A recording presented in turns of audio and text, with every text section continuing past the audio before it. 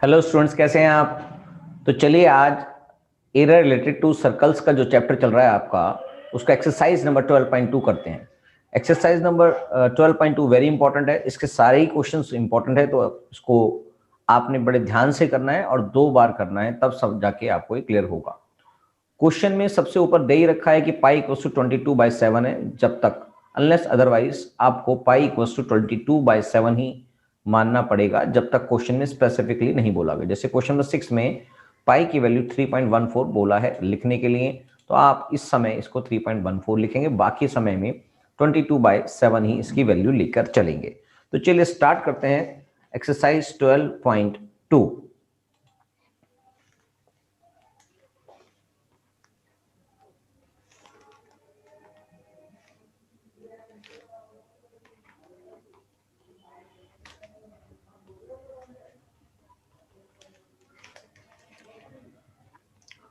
Question number 1 number question है, वो हमको बोलता है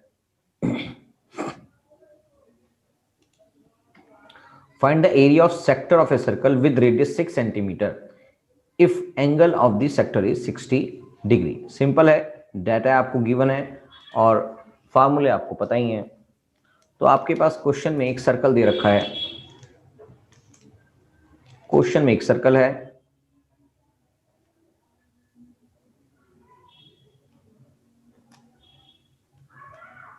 उसका रेडियस आपको दे रखा है 6 सेंटीमीटर, करेक्ट। ये उसका रेडियस मान लेते हैं 6 सेंटीमीटर है, और उसका एंगल भी जो है, सेंटर से एंगल जो है वो 60 डिग्री बन रहा है, एक सेक्टर जिससे बन रहा है। तो सेक्टर जो बन रहा है वो 60 डिग्री है और इसका एरिया आपने निकालना है। तो आप ए बी और इसको चाहे पी मान लेते हैं और सेंटर को ओ मान लेते हैं। तो area of A O P B या ए पी बी ओ निकालना है आपने। तो एरिया ऑफ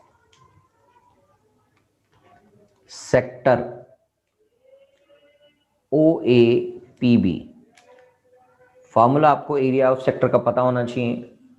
वो पता है आपको, θ/360 degree multiply by pi r square, जो पूरे सर्कल का एरिया होता है, उससे आपको उस सेक्टर का एरिया निकल जाएगा। तो 60/360 multiply by 22/7 multiply by r की वैल्यू है 6 × 6।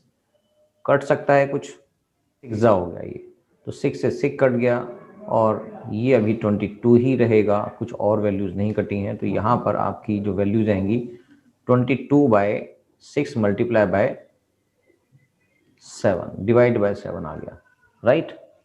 तो इसकी वैल्यूज आ जाएगी आपकी 132 डिवाइडेड बाय 7 सेंटीमीटर स्क्वायर में आएगा, क्योंकि एरिया आप निकाल रहे हैं।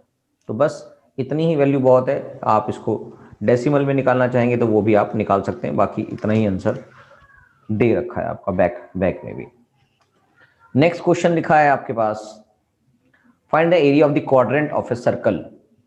Find the area of the quadrant, quadrant का मतलब 1/4 of the circle whose circumference is 22 centimetre. यहां पर सर्कल दे रखा है, क्वेश्चन नंबर 2 में एक सर्कल दे रखा है आपके पास।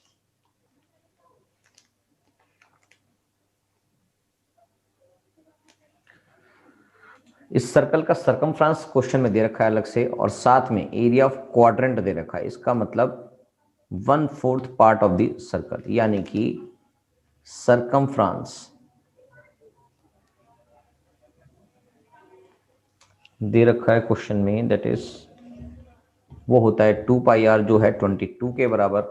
क्योंकि आपको अगर इसका एरिया निकालना है तो आपको r की वैल्यू चाहिए होती है, तो r की वैल्यू इससे निकल आएगी। तो r इक्वल्स टू 22/2π ही रख देंगे फिलहाल, बाद में यूज हो जाएगा ये पाई से। और ये क्वाड्रेंट है, इसका मतलब ये 90 डिग्री बना रहा है। तो आप इसको लिख सकते हैं ए बी और इसकी वैल्यू p रख देंगे। तो इसका मतलब sector O A P B same पिछले वाल की तरह से ही सेक्टर बन जाएगा। तो एरिया ऑफ सेक्टर ए या O A P B equals to θ/360 degree multiply by pi r square, correct. R की वैल्यू ऊपर आई गई है, थीटा की वैल्यू है यहाँ पर 90 डिग्री, 90/360 मल्टीप्लाई बाय पाई की वैल्यू यहाँ पर पाई ही रख देते हैं, आएगा मल्टीप्लाई आर की वैल्यू आपके पास है 22/2 पाई मल्टीप्लाई बाय 22/2 पाई, करेक्ट। इसको फिर फर्दर हम सॉल्व करेंगे तो 94 जा ये आ गया और पाई से पाई कट गया, 2 से 11 आ गया, फिर 2 से 11 आ गया, पाई की वैल्यू यहाँ पर गिवन ही है और फिलहाल इसको हम मल्टीप्लाई करके लिख देंगे तो 11 multiply by 11 divided by 4 multiply by पाई है तो 22/7 ऊपर आ गया, राइट। तो ये आ गया 121 मल्टीप्लाई बाय 7 डिवाइडेड बाय 88। और कुछ कट नहीं रहा है क्या?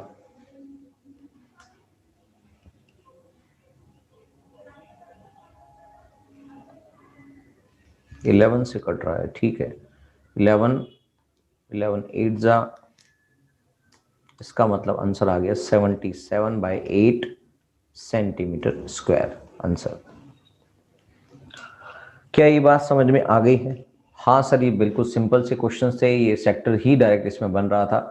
क्वाड्रेंट का मतलब समझ में आना चाहिए, 1/4 पार्ट होता है, 1/4 पार्ट का जो एंगल होता है, क्योंकि पूरे सर्कल का जो एंगल होता है वो 360 डिग्री का होता है, तो 1/4 का एंगल जो होगा वो 90 डिग्री होगा। यहाँ पर क्वेश्चन में ये समझना जरूरी था। क्वेश्चन नंबर 3 भी देख लेते हैं, ये भी सिंपल ही लग रहा है। क्वेश्चन नंबर 3 कहता है the length of the minute hand of a clock is 40 centimetre.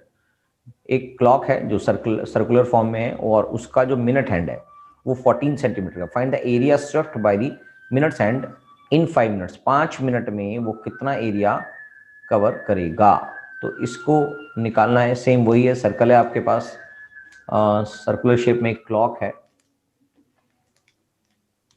और उसके अंदर जो मिनट हैंड होता है, 2 हैंड होते हैं आपको पता है, एक तो आवर हैंड होता है और एक मिनट हैंड होता है जो बड़ा होता है, एक सेकेंड हैंड होता है, सेकेंड्स जो बताता है, उसकी बात नहीं कर रहे हैं हम।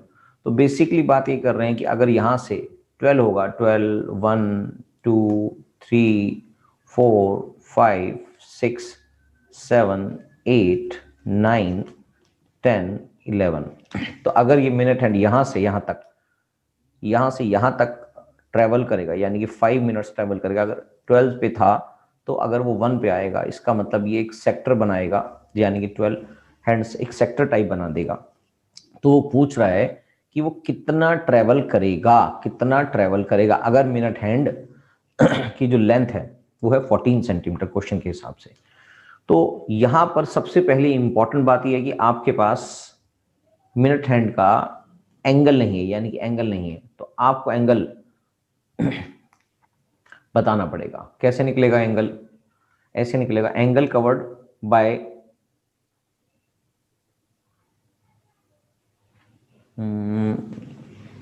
यानी कि पूरा अगर सर्कुलेट करता है तो पूरा एक 1 आवर में पूरी मिनट हैंड पूरी सर्कुलर फॉर्म में रहता है। Angle covered by minute hand in 60 minutes, वो होता है 360 डिग्री। तो angle covered by minutes hand in 5 minutes, तो कितना होगा जी? 360 divided by 60 multiply by 5 minute. तो इससे आपका एंगल कवर्ड बाय 5 मिनट्स आ जाएगा। तो 66 जा दैट इज 30 डिग्री। ये इंपॉर्टेंट पार्ट है इस क्वेश्चन का, अगर ये आपको नहीं समझ आया तो आपका क्वेश्चन हो ही नहीं सकता। तो सबसे पहली बात, एंगल कवर्ड हमें 360 degree divide by 60 multiply by 5, ये आपको समझ में आ चुका होगा। तो यानी कि ये आपका जो एंगल है वो कितना हुआ? वो हुआ 30 डिग्री का, राइट। ये एंगल हुआ 30 डिग्री। तो बस अब आपको कितना एरिया कवर किया है निकालने में कोई भी दिक्कत नहीं है। तो आप इसके अंदर लिख देंगे एरिया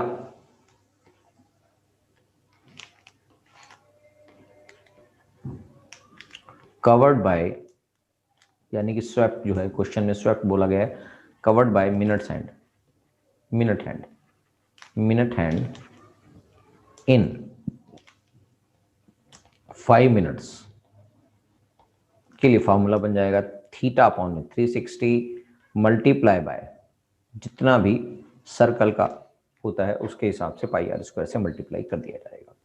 तो यहाँ पर थीटा हमें 30 डिग्री पता लग गया है, 3 इंटू में pi that is 22/7 multiply by r की वैल्यू जो मिनट हैंड की लेंथ है वही होगी 14 इंटू 14, तो 7 2 जा 14, 30 1 जा तो 2, ठीक है जी। तो इसको और भी कट सकता है क्या? हाँ कट सकता है, तो 2 से इसको और काट देंगे, 6 आ गया, 2 से और कट जाएगा, 2 3 जा और 2 7 जा। इसका मतलब और कुछ नहीं कट रहा है, इसका मतलब इसकी वैल्यू आ गई 22 multiply by 7 divided by 3, right. जो आ जाएगी 14 बचा 1 1 15 दैट इज 3, इसकी वैल्यू आ गई 154 divide by 3 centimetre square answer. तो ये क्वेश्चन भी आपका हो गया है, क्वेश्चन नंबर 3 भी। क्वेश्चन नंबर 4 देख लेते हैं। क्वेश्चन नंबर 4, क्वेश्चन नंबर 4 कहता है chord of a circle of radius 10 centimetre subtend a right angle at the centre. यानी कि जो कॉर्ड है, एक पहले एक कॉर्ड है सर्कल पे और सर्कल का रेडियस है 10 सेंटीमीटर, वहां से उस कॉर्ड से सबटेंड कर रहा है एक राइट एंगल पे सेंटर पे। Find the area of the corresponding minor segment and major sector. और यहाँ पर पाई की वैल्यू 3.14 लेनी है, सेगमेंट और सेक्टर दोनों की वैल्यू निकालनी है यहाँ पर। तो चलिए एक अच्छा क्वेश्चन जिसके अंदर सेगमेंट भी आ गया है और सेक्टर भी आ गया है, तो चलिए कर लेते हैं। क्वेश्चन में जो बोला गया है इसका रेडियस है 10 सेंटीमीटर और यहां से एक कॉर्ड है और इस कॉर्ड से जो एंगल बन रहा है, कॉर्ड से जो एंगल बन रहा है वो सबटेंड हो रहा है 90 डिग्री पे, राइट एंगल। कॉर्ड का नाम ए बी रख लेते हैं, सेंटर का नाम ओ रख लेते हैं और अगर हम सेक्टर निकालेंगे तो पी भी रख लेते हैं इसका नाम। तो बस अब आपको ये समझना है कि यहाँ पर टोटल सर्कल कितने का होता है। हमें ये देखना है कि आपके पास क्या निकालना है, क्या निकालना है। ये लिखा हुआ है क्वेश्चन में, find the area of the corresponding minor segment और मेजर सेक्टर। माइनर सेगमेंट और मेजर सेक्टर निकालना है। तो पहले तो हम सेक्टर निकाल लेते हैं, सेक्टर निकालना आसान होता है, सेगमेंट बाद में निकालेंगे। माइनर सेगमेंट निकालना है और मेजर सेक्टर निकालना है। क्वेश्चन की लैंग्वेज समझेंगे, मेजर सेक्टर यानी कि ये वाला पार्ट निकालना है, ये वाला पार्ट मेजर सेक्टर का। तो सबसे पहले ये समझेंगे कि इतना वाला जो एंगल है वो कितना होगा। यानी कि आपको पता है सेक्टर, इसका नाम भी रख देते हैं क्यू, मेजर सेक्टर है। तो area of major sector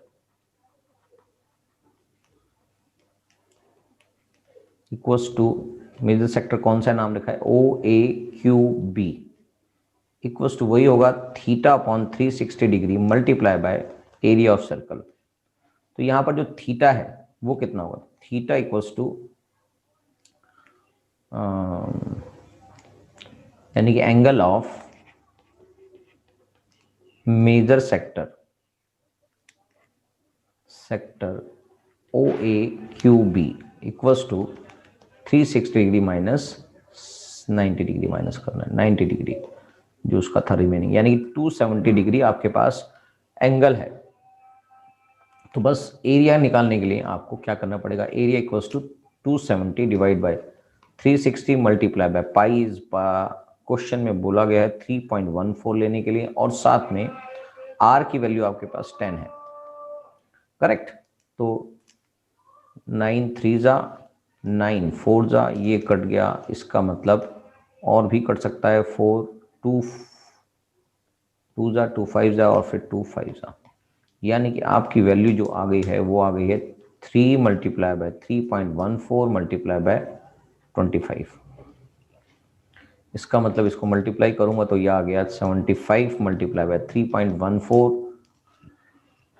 finally इसको अगर मैं मल्टीप्लाई करूंगा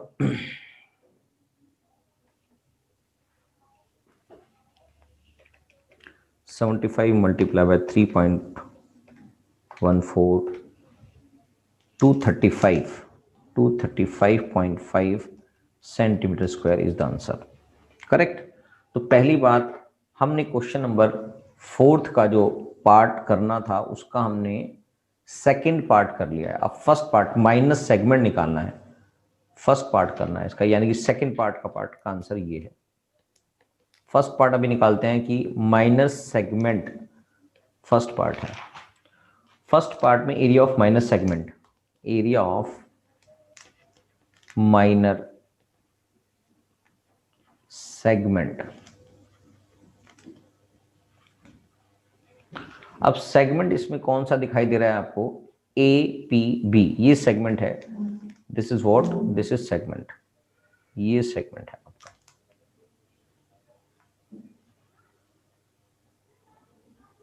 बड़ा वाला सेगमेंट ए क्यू बी है और minor segment A P B है।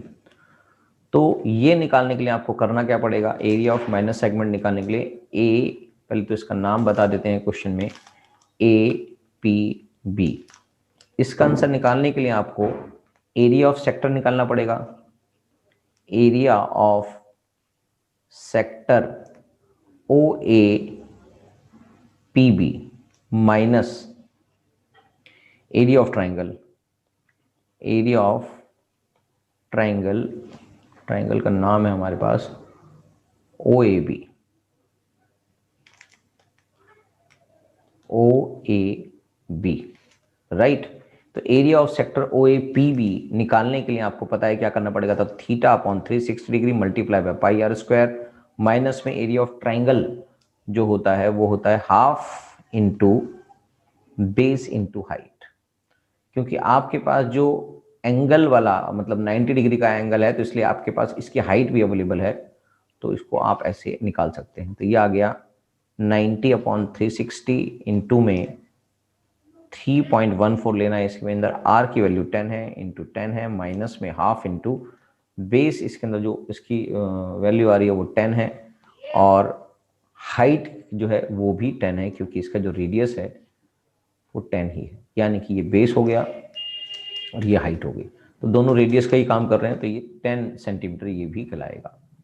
तो कुछ दोनों में कॉमन आ रहा था वो निकाल लेते हैं। पहले तो इसको काट देते हैं, 9 आ जाएगी आपके पास 94 और फिर आपको इससे मल्टीप्लाई करेंगे तो इसकी वैल्यू आ जाएगी, इसको भी काट देते हैं 2 5 और इसकी वैल्यू आ गई आपके पास 3.14 multiply by 100 divided by 4 minus में 50, इसको इससे भी काट देते हैं, इसकी वैल्यू आ गई 25, इसको इससे मल्टीप्लाई करेंगे तो वैल्यू आएगी 25 multiply by 3.14 that is 78.5 minus में 50, वैल्यू आ जाएगी 28.5 centimetre square is the answer. तो आपके पास इसका जो सेक्टर सेगमेंट का जो वैल्यू निकालनी थी, सेगमेंट का एरिया जो निकालना था, वो भी आंसर आ गया है। तो क्वेश्चन नंबर 4 भी कंप्लीट हो जाता है। क्वेश्चन नंबर 5 हम अगली क्लास में करते हैं, तब तक के लिए आप इसकी प्रैक्टिस करें। Thank you.